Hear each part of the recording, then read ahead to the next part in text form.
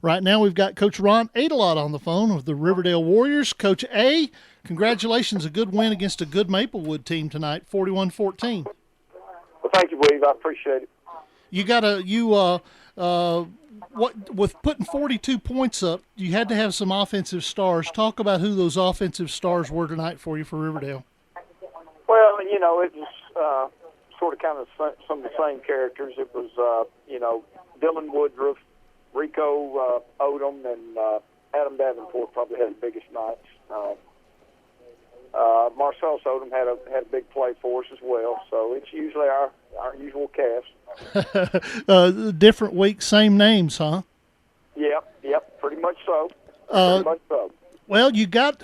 I hate to gloss over tonight's game because Maplewood is a good team, but you got a game coming up next week against Siegel, and that's going to be a whole lot more interesting than perhaps people thought in July.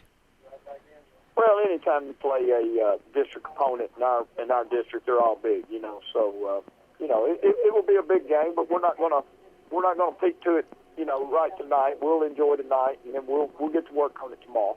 Let me ask you this, and Jeff and I have talked about this, and I'm sure that you and him have talked about this, but I want to get your theory on it.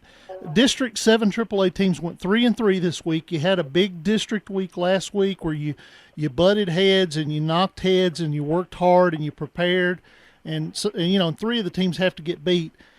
Do you think that there's a hangover effect when you play these big games week after week after week in District 7 AAA?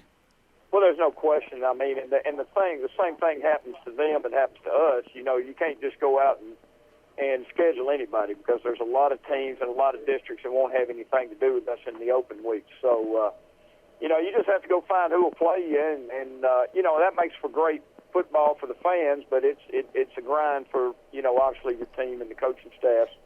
I think if you look, there are 3 or 4 marquee games in our district tonight, and and they came right down to the wire, and could have won all of them, but we didn't. And but I still think that our district can hold up with pretty much anything in the state, week in, week out.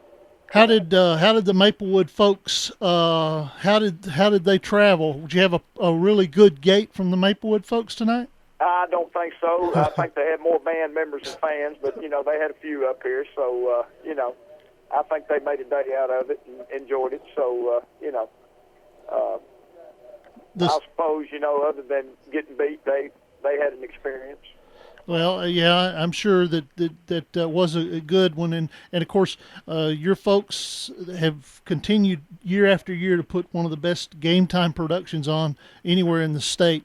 The TP is really awesome, and the next week you're going to have Siegel in there. How big a crowd you expecting? Well, I hope they have to. I hope they pack them all over the place. That's our hope, but we'll see.